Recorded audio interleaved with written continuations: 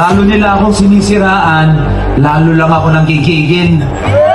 Lalo sila mag-iimbento, lalo kong itotodo yung mga ginagawa niya. Kita nyo, sinisiraan daw siya ng mga kalaban niya. Wala naman natang naninira sa'yo. Gawa-gawa lang daw yung mga sinasabi sa kanya at minsan naiinis daw siya. Wala na, Mr. SB, wala po naninira sa inyo kasi hindi po kayo ang talagang dapat pag-usapan dito sa lungsod ng Maynila. Ang talaga pong laban dito sa lungsod ng Maynila sa pagitan ni Yorme at ni Lacuna lang. Kaya hindi kayo masyado napapansin dito kasi wala namang mapapala eh. Diba? Kaya minsan hindi na kayo sinasama, silang dalawa na lang. Nakita siya po laman ng Facebook ngayon, laman ng mga TikTok, diba? Yorme, Lacuna lang. Kasi alam nyo kasi, yung labanan dito sa Maynila, yung mga ilang kandidato, yung mga nakisaw-saw lang yan. Yung mga ilang mga kandidato, hindi natin alam kung alam nila kung nag-iisip ba naman sila. Yung ilang kandidato rito, na kung nag-iisip lang ba sila na kaya ba nilang manalo. Di ba? Sinasabi, siyempre, yung mga supporter natin, isasabihin talaga kayo, mananalo kayo. Pero alam natin na nag-akselan tayo ng oras, pagod, pera, di ba? Kung nagliliwaliw na lang tayo. Di ba? Kasi malulungkot lang tayo sa magiging resulta na itong eleksyon na to eh. Pero itong sinasabi na ito ni SB na marami daw naninira sa kanya, siguro guni-guni mo lang po yun. Wala po, hindi na po kayo masyadong sinasama ngayon sa mga naglalaban na talagang matindihan laban dito sa lungsod ng Maynila. Kasi nga po, ang labanan dito sa lungsod ng Maynila ay laban ng Isko at Hani lang. Wala na pong iba. Ayan lang dalawa ang talagang pukpukan dito. Dahil silang dalawa ang pinag-uusapan kahit sa buong Pilipinas. Di ba kayo, sila lang ang pinag-uusapan, binabantayan nila. Halos itong Maynila ang binabantayan nila dahil matindi ang laban dito sa Maynila sa pag-aalkalde. Nung dalawa, si Lacuna at si Yorme. Pero sasabihin natin na pati kayo, ewan ko lang.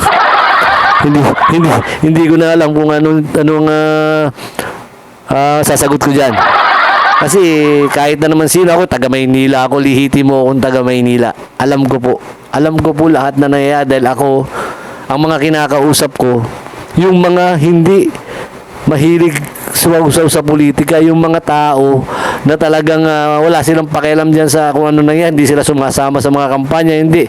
Ang tinatanong ko, yung talagang taong bahay lang, na nanonood lang ng mga showtime, nanonood lang ng mga Itbulaga, yun ang mga ating mga kinakausap. Kaya nga sa mga naririnig ko, mas ngayon dati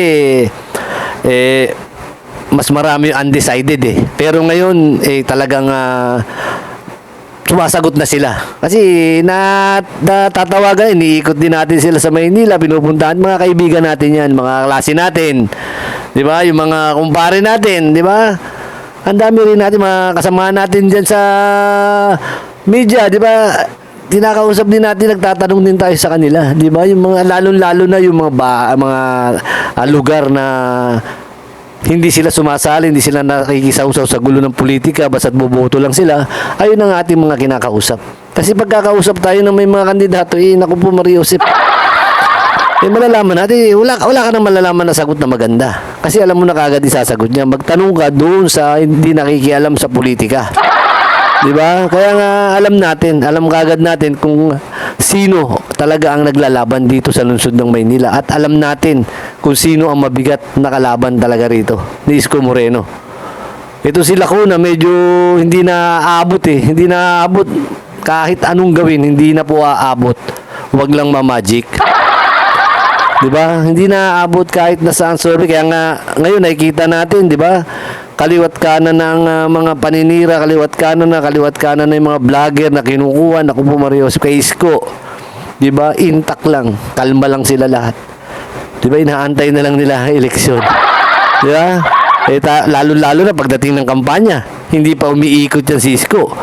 Hindi pa naglalakad sa mga kalye yan.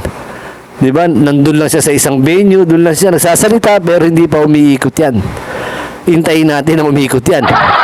Di ba? Kasi wala pang kampanya. Alam niyo man si Isko, sumusunod dyan eh. Pag wala pang kampanya, hindi siya mag-iikot, hindi siya mag-motorcade, hindi siya kung ano maglalakad dyan. Di ba? Pero lang, pag may mga pesta, naimbitado siya, ganun. Pero yung mga sarili na naiikot-ikot, dapat hindi niya gagawin yan. Kasi nga po, sumusunod siya. Di ba? Pero pag ito'y lumabas, naku po, pagdating na, paano yan, pagdating na ng kampanya, talagang lalabas na lahat yan. Meron ng election ban na rin yun na bawal na yung mga ayu-ayuda na pinamimigay. Paano tayo makakapag-penetrate niyan? Paano tayo makakuha ng maraming tao niyan? Di ba kasi nakikita natin minsan pag naglalakad tayo na wala tayong dalang ng kahit na ano. Napapansin ko dito kay SB, halos hindi pinapansin ng mga tao.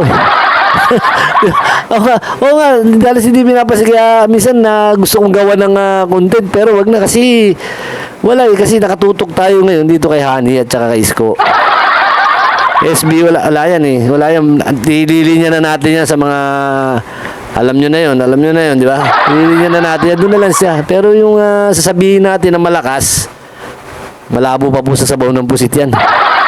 Walang kalakas-lakas yan. Naku, sabi nga ng mga ilang Manileño, kinukuha lang naman namin yung mga binibigay na bigas, sayang. Di ba? O, biro mo, parang makikita nyo na lang po yan pag dating ng halalan at makikita natin ang resulta. Pero sana maging maganda yung halalan natin ngayon, no? Maging maganda kasi parang yung halalan natin ngayon, parang kahit na sino na lang tumatakbo. Oo nga pala, din sa District 1, kandidato pa ba itong si Rosmar? Tumatakbo pa rin ba to? Hindi na natin nakita eh. Hindi na natin nakikita nagpaparamdam. Parang, naku po, Mario Josep. Di ba, ang daming mga kumakandidato na kung titingnan natin, naku po, Mario Josep, magpapagod lang sila. Di ba? Hindi naman ito sa namamaliit tayo, pero sinasabi natin yung katotohanan. Kung naglilinis na lang tayo, tinaalagaan na lang natin yung mga anak natin sa bahay natin, di ayos ba? Di ba? Hindi naku po, Mario Josep, kahit sa anti-angulo mo tingnan, walang kapanapanalo yung mga ilang kandidato. Di ba? Kahit saan mong tingnan eh. Kasi iba ginagawa na lang kasing negosyo itong eleksyon. Di ba? Matakbo-takbo, alam naman nila na wala naman sila mababala. Di ba? Alam nyo kasi, huwag natin ugaliin yan. Yung mga ganyan, yung eleksyon, tatakbo tayo, papakilala tayo na ganyan. Naku po, Mario Josep. Dapat to may last term din yung mga talunan. Na bawal na silang tumakbo. Dapat ito yung kinakasuhan na bawal ka na tumakbo sa kahit na anong posisyon kasi masyado ka ng madaming beses na tumakbo.